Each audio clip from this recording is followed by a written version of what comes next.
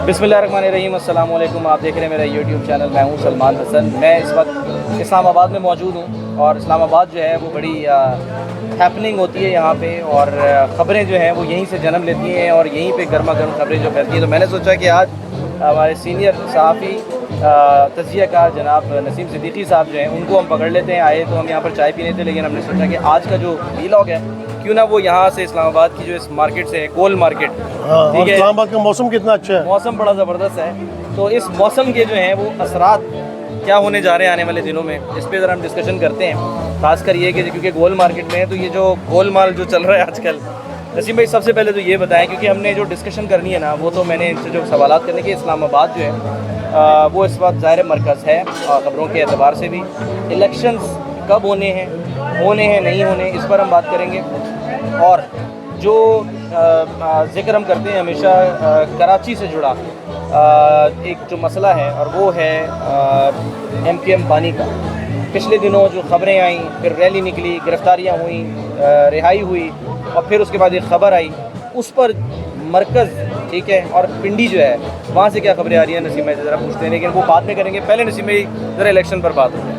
ये क्या चल रहा है कि इलेक्शन की कभी खबर आती है कि जी हाँ जी होने जा रहे हैं, फिर एक वज़ीर है वो कहता है जी अभी पता ही नहीं है होने हैं नहीं होने, चल क्या रहा है आपको? देखिए, हकीकत की बात तो ये है कि इलेक्शन तो होने चाहिए, लेकिन इस मुल्क में मसला क्या है। जब पिछले साल अदम एतमाद की तहरीक आई थी तो उस वक्त ये लोग समझ रहे थे कि इमरान खान फिनिश हो गया, हम आके इसकी हुकूमत को ख़त्म करेंगे और हुकूमत ख़त्म करने के बाद महीना 2 महीने में असम्बलियाँ तहलील करके इलेक्शन अनाउंस कर देंगे। लेकिन उन्होंने देखा कि जिस तरह इमरान खान की पॉपुलैरिटी गेन हुई, पहले हमेशा ये होता था कि किसी की हुकूमत गिरती थी तो लोग बड़ी खुशियाँ बनाते थे, मिठाइयाँ बांटते थे, और उल्टा हो गया कि PTI की पॉपुलैरिटी बढ़ना शुरू हो गई और वो जो एक बर्गर गैदरिंग कहलाती थी उससे निकल के रिक्शे वाला, मोटरसाइकिल वाला, रेडी वाला, उसकी तो पॉपुलैरिटी में इजाफा होता चला गया। फिर बात आ गई पंजाब गवर्नमेंट के ऊपर, KPK के ऊपर। वो जब तहलील की गई उससे पहले जो ज़मीनी इंतखाबात हुए थे जिसमें इमरान खान ने स्वीप किया था, तो इस इलेक्शन के लिए सबसे बड़ा ख़तरा इमरान खान था कि अगर आप इलेक्शन करवाते तो इमरान खान स्वीप कर जाता है। अब ये हुआ कि 9 मई के बाद आपने देखा कि जिस तरह इमरान खान साहब की, मैं पॉपुलैरिटी तो नहीं कह सकता, लेकिन उनकी पार्टी तकरीबन इस वक्त ख़त्म होकर रह गई है। तो अब इस वक्त, हाँ बज़ाहिर, लेकिन इस वक्त जो नून लीग है उसका ये कहना है, पीपल्स पार्टी का, कि अब जल्द से जल्द इलेक्शन करवा दिए जाए।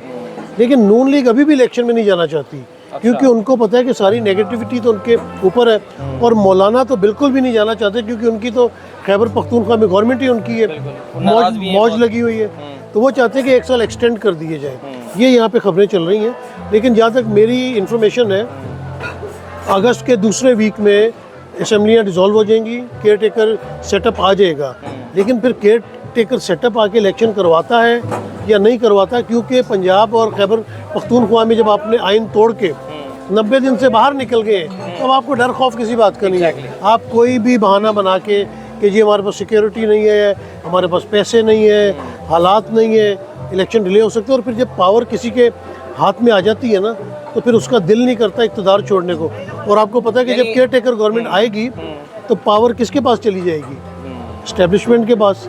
तो इस्टेब्लिशमेंट वो पावर मुंतखब हुकूमतों को देती है या नहीं देती, ये आने वाला वक्त बताएगा। जैसे पंजाब में कॉम्प्रोमाइज़ हो गई ना निगरान हुकूमत, बिल्कुल, तो इसी तरीके से आपको लग रहा है कि सेंटर में भी ऐसा हो सकता है? हो सकता है, बिल्कुल ऐसा हो सकता है। कोई इकोनॉमिस्ट टाइप का आपका प्राइम मिनिस्टर आ जाता है और वो इकोनॉमी थोड़ी सी दुरुस्त करना शुरू करता है और कुछ हालात नज़र आते हैं कि इकोनॉमी बेहतर रूट पे जा रही है, तो फिर आप कोई भी एक्सक्यूज़ लेके आप उसको एक्सटेंड कर सकते हैं ना। जैसे पंजाब की कोई खैबर पख्तूनख्वा की हुई तो वो कहेंगे सेंटर में भी अगर 6 महीने साल बाद इलेक्शन करा लें, मुल्क के हालात बेहतर हो जाएंगे। खुदा न खास्ता आने वाले दिनों में सैलाब आ जाता है, फिर आप क्या करेंगे?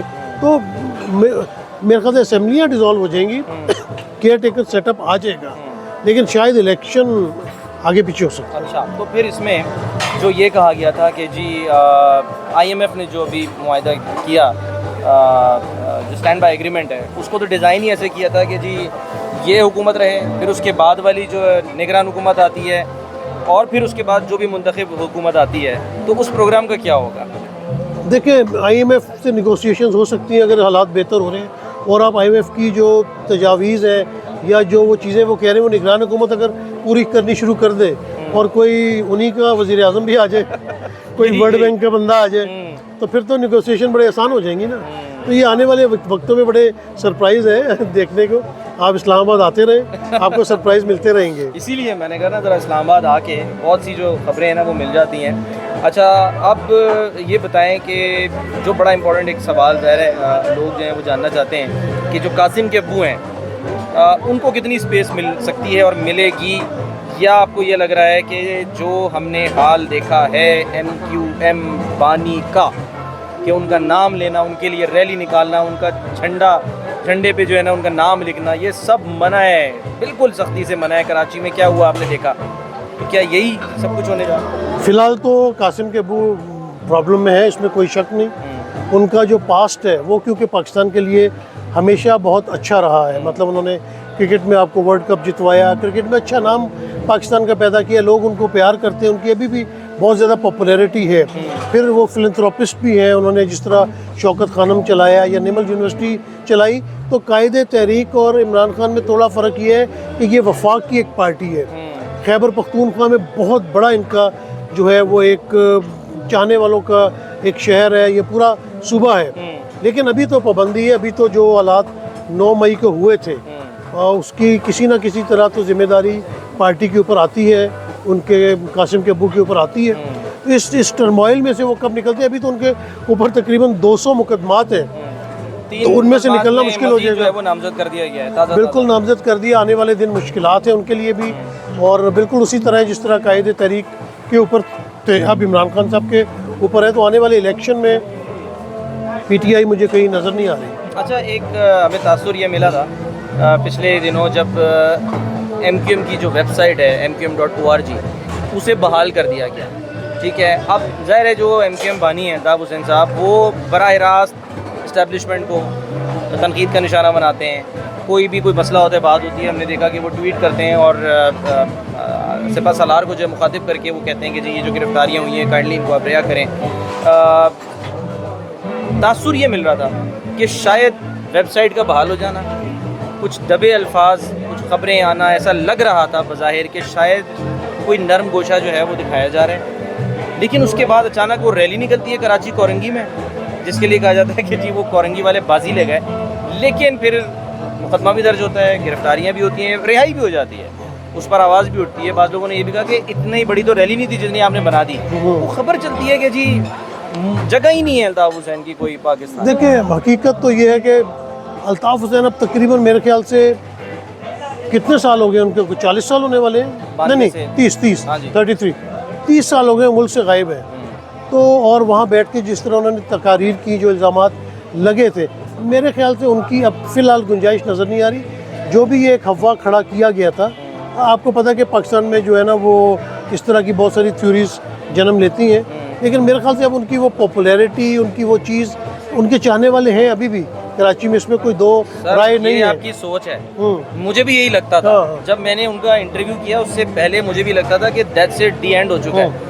वो आप सिर्फ जाके ना कमेंट पढ़ें लोगों के, फिर वो जो एक आम आदमी से बात, मैंने वही बात की कि जिस तरह आजकल पाकिस्तान को कुछ जिस तरह इमरान खान पे बात करने में थोड़ी पाबंदी है, अगर इमरान खान कॉल देता है कि आप लिबर्टी चौक में आ जाए तो शायद नहीं आज़ादी ना हो, तो शायद ना आए लोग। लेकिन इमरान खान कहता है कि अपने घर के ऊपर झंडा लहरा दें, तो आप देखेंगे हज़ारों लाखों झंडे लग जाएंगे। तो इसी तरह कायदे तहरीक जो है, घरों की फिर बिजली भी कटी हुई। हाँ, इसी तरह कायदे तहरीक के चाहने वाले कराची में अभी भी बहुत है, लेकिन क्योंकि अब नई यंग जनरेशन आ गई है जिन्होंने कायदे तहरीक को नहीं देखा हुआ, निकाली है ना, वो यंग जनरेशन ही थी सारी की सारी। अच्छा, नौजवान तबका था। और उसका जो मुझे रीज़न नज़र आता है ना, क्योंकि कुछ लोगों ने कहा कि जी ये बड़ी अजीब सी बात है कि नौजवान बाहर निकले अल्ताफ़ हुसैन के लिए। उसकी वजह मैं तुम्हें बताता हूँ सलमान, उसकी वजह ये है कि आपके मुल्क में जो है ना वो फ्री एंड फेयर इलेक्शंस या आपको अपनी जो बात करना चाहिए उसकी आज़ादी नहीं है। और इसमें 11 करोड़ नौजवान हैं हमारे, 11 करोड़ नौजवान है, डिग्रियाँ उनके हाथ में,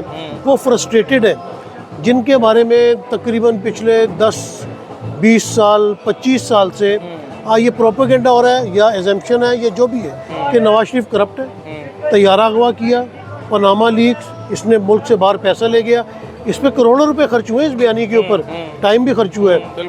जरदारी करप्ट है, उसके फेक अकाउंट्स है, शहबाज शरीफ के TT है। ये आपने नौजवान नस्ल जो 10 साल के उम्र में जिसके जहन पुख्ता होना शुरू हो रहा है। जब वो 25 साल का हुआ तो आपने अचानक कहा कि भाई ये जो फरिश्ता था ना ये गद्दार है, और ये जो थे ना गद्दार, चोर और फ्रॉडिये, ये बड़े नेक लोग हैं। अब वो नौजवान नस्ल उसको एक्सेप्ट नहीं कर रही। तो शायद इमरान खान की मोहब्बत में इतना कुछ ना हो, अल्ताफ़ हुसैन की मोहब्बत में इतना कुछ ना हो, लेकिन ये जो पीडीएम वाले हैं ना, इनकी नफ़रत में लोग जो है ना शायद वो दूसरी साइड पे जाके खड़े हो जाते हैं। क्योंकि आपने खुद देखा ना कि फ़ेक अकाउंट्स, टीटी अकाउंट्स, क्या क्या करप्शन की चीज़ें नहीं हुई। और नौजवान को नज़र भी आ रहा है कि वो डिग्रियां लेता है इतनी महंगी महंगी, और उसको जॉब नहीं है।